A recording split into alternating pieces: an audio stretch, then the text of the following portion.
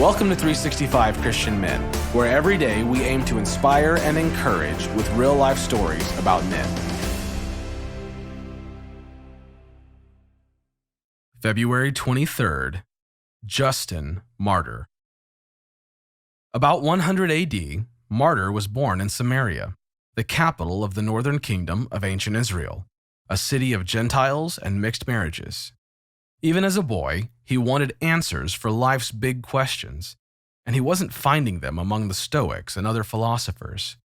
But one day, he met a man who knew Jesus. Martyr listened, he questioned, he believed. After his conversion, Justin Martyr became a traveling teacher and the 2nd century's foremost defender of the faith. Martyr once wrote, "I fell in love with the prophets and these men who had loved Christ. I reflected on all their words and found that this philosophy alone was true and profitable."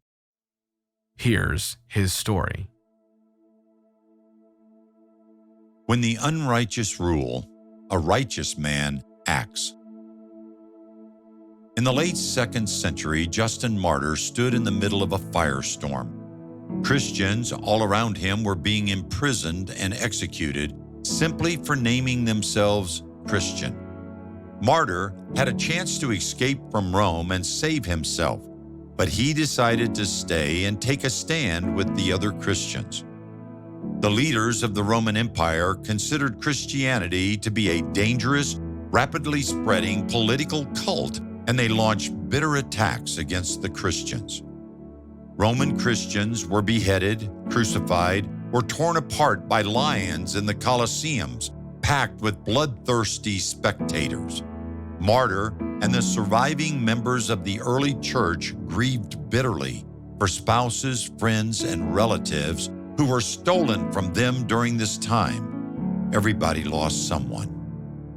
But of all of the losses, none affected Justin Martyr more than the execution of Polycarp, the bishop of Smyrna, a spiritual father to many and a man who had known the Apostle John personally.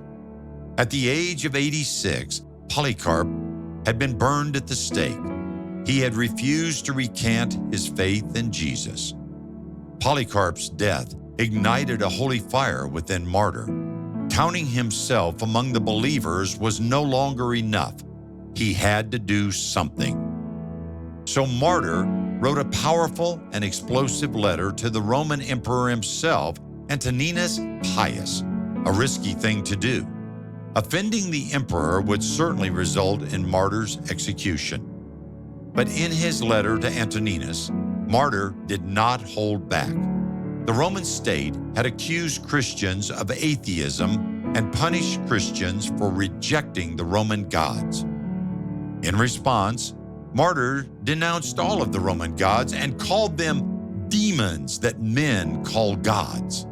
He declared, as far as the Roman gods were concerned, the Christians were indeed atheists, for they had a higher calling, to worship the most true God, the Father of righteousness.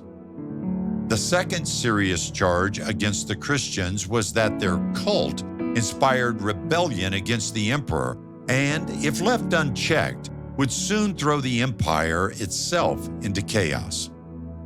Martyr smashed that accusation by testifying to what had actually happened. Christ's mighty power worked in the church and transformed them into a people of radical peace.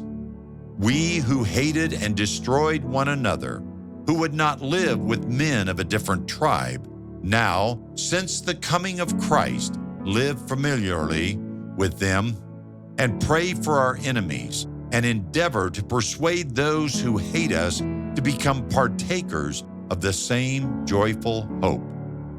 After writing this letter, Martyr, a man in his late 60s, still could have escaped Rome for the safety of a friendlier nation. Instead, he chose to remain and work tirelessly to legalize Christianity in the Roman Empire. At the same time, he preached the gospel to all who would hear it. Every day he remained in Rome put his life in great jeopardy, but he continued to act on his faith and and stand against injustice. Several years later, after a new and equally unjust emperor, Marcus Aurelius, was named Caesar, the time came for Martyr to take his final stand. On that glorious day, he found himself in the same position Polycarp had once been, standing before a Roman official who demanded he recant his faith. Justin Martyr would not recant and was executed alongside his students. In James 4:17, God tells us, "Whoever knows the right thing to do and fails to do it, for him is sin." When confronted with injustice, is your faith strong enough for you to take a stand? Are you willing to ask God to strengthen your faith?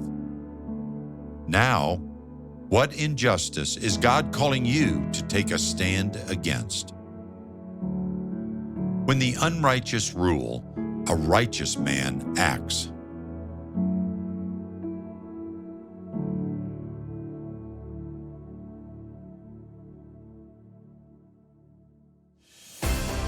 Thank you for listening to today's story. Every day of the year, our hope is to inspire you with real-life stories of faithful men who have gone before us. Hebrews 12:1 says, "Therefore, since we are surrounded by so great a cloud of witnesses, let us lay aside every weight and the sin that so easily ensnares us. Let us run with endurance the race that is set before us, looking to Jesus, the author and finisher of our faith." Join us tomorrow for another story at 365christianmen.com.